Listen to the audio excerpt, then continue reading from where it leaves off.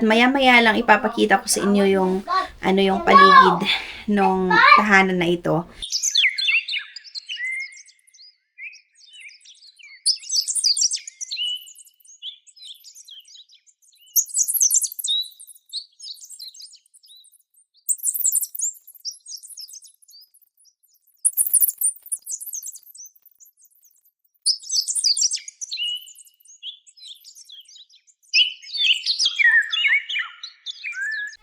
Hi guys! Welcome back dito sa ating channel. And today's video, a day in my life, diba? So, by the way pala, nakabakasyon kami. So, andito kami ngayon sa bundok, mga beshies. Ayan. So, ito yung bahay ng aming nanay, diba? Ito yung ancestral na tahanan. So, ngayon nga itutour ko kayo sa lugar na ito. So, ayan. Kagising, ito nga yung aming kusina. Diba? Kahit nasa bundok kami, pero kita nyo naman, may gasol-gasol pa yung mga parents namin. Ayan, medyo magulo. At isa-isa yung kumain, isa-isa yung mga kumakain. Medyo marami kami kasi na umuwi. 10. Mga pamangkin. Ayan yung paligid. Yan yung baby loves ko. Yan. Ang doon na mag-edit. Ito pala yung bahay namin. Ay, dito nga sa bundok, abundukan. Kita nyo, ang daming mga nakasampay dyan na ginagamit sa bukid. Ganyan lang yan. At meron pa kami native house. Walang signal dito. Kailangan pupunta sa sa may signalan. Ayan. Yun na yung paligid. Pagkagising mo, ito yung bubungad sa'yo. Yan, tilaok ng manok. Meron, dyan, si Mudra. Yan, merong, ng manok. Yan. Ito yung paligid, sobrang fresh. Ayan, medyo, mainit yung, may init pero malamig pa rin. Ayan. Lala! Tapos yung mga bahay dito, medyo magkakalayo. Yung bahay namin. Tapos, doon sa taas, yung mga iba pang bahay. Ayan, kaya talagang, ma-refresh talagang ating isipan. So, hayaan nyo na yung mga panty na nakasampay dyan. Mga bra. Ayan. Isang pamangkin ko na umuwi din kasama namin. Ayan. So, may satellite, diba? Uso pa to. Tapos, yung yung antena. Yan, antena. Doon sa taas. Para may makasagap ng signal at makanood pa rin tayo ng balita. Yan. Tapos, maliban sa gasol, pwede rin tayong magluto-luto lang dito sa apoy para bawas bibilhin. Yan, free yan lahat. Ayan. So, ngayon, tignan natin sa likod.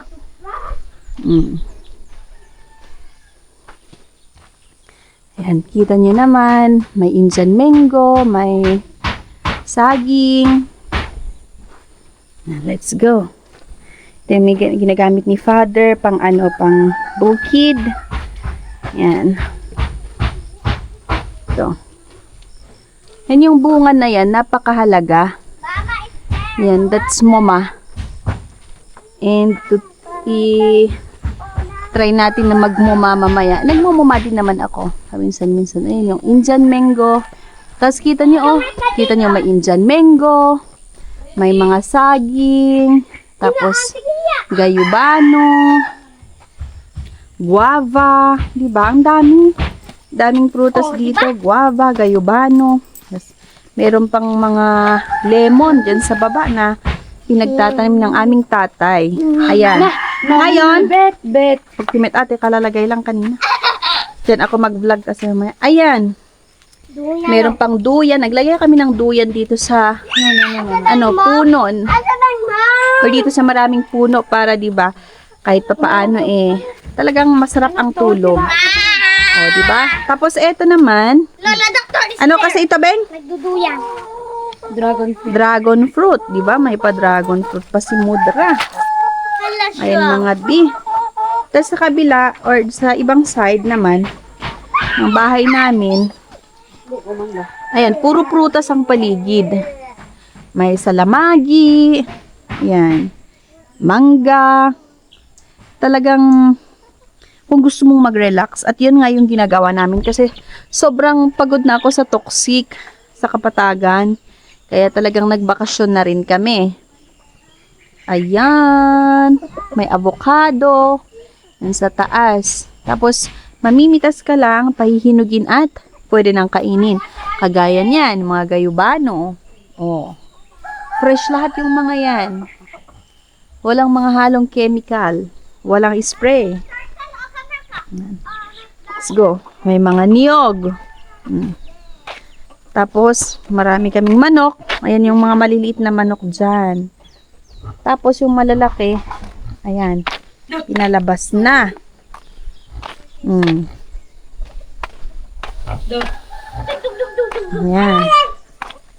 Tapos dito, okay, merong langka. Ayan, niyog.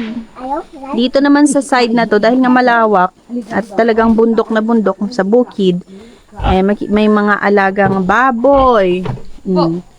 Fresh na mga baboy. Oh. Ayan, dalawang maliliit na baboy. At eto naman yung insulin plan. Na sa mga diabetic, maganda ito yung every morning, once or twice a day, kakainin nyo lang ito. Anuhin nyo yung water. Ayan, this is insulin plant. Maganda ito sa mga diabetic. Okay. Ayan.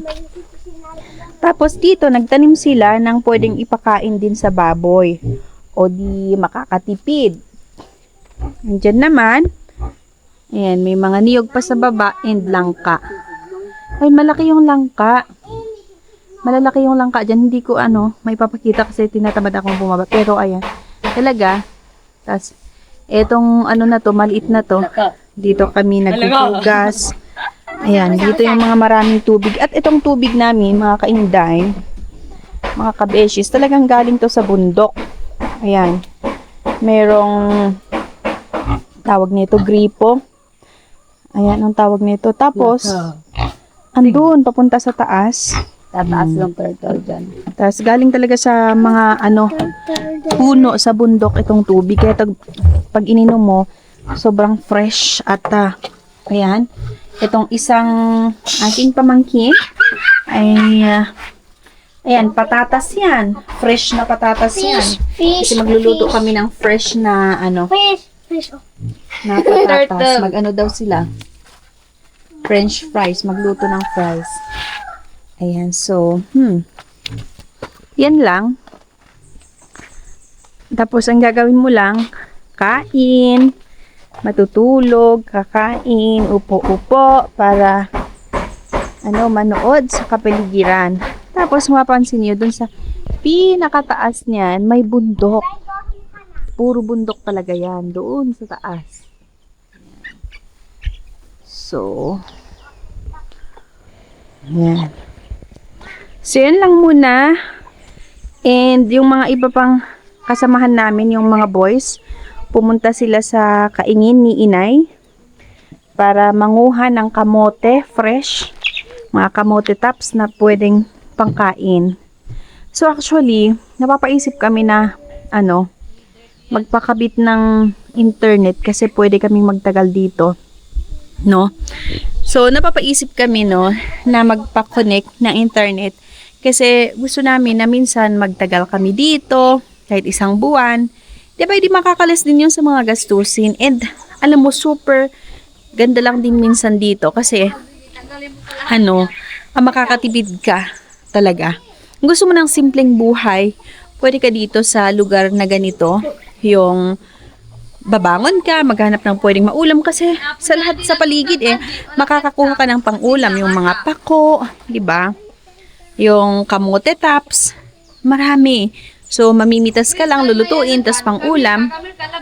Compared dyan sa Kapatagan, yung bahay namin doon na talagang lahat binibili. And yung mga nalalanghap namin na hangin galing sa aircon, galing sa electric fan. So parang hindi talaga fresh. Pero dito, malamig yung panahon. Hindi na natin kailangan na gumamit ng aircon or electric fan. Kasi kahit summer dito, talagang yung environment, yung weather, yung panahon, malamig pa rin sa katawan. So, yun yung isa na maganda. Kaya sabi ko sa inyo talagang makakatipid, no? Pag dito kami. Makakatipid kami ng ilang, magkano na rin titipirin namin. Pero syempre, meron kaming buhay doon sa Kapatagan na iniwan, no? Yun, meron nga kaming maliit na negosyo, di ba? Yung sari-sari store. So, kailangan naming bumalik doon. Pero siguro mag-isang linggo muna kami dito bago babalik doon para, di ba, gusto lang din namin na mag-refresh, mag-relax. Instead na pupunta kami sa beach, dito na lang, no? Mas nakaka-relax dito kasi wala kang makikita na crowded.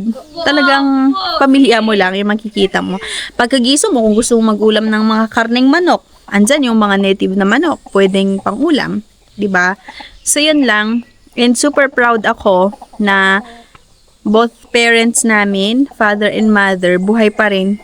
Para, yun, pag gusto naming umuwi, meron kaming mauuwian, di ba?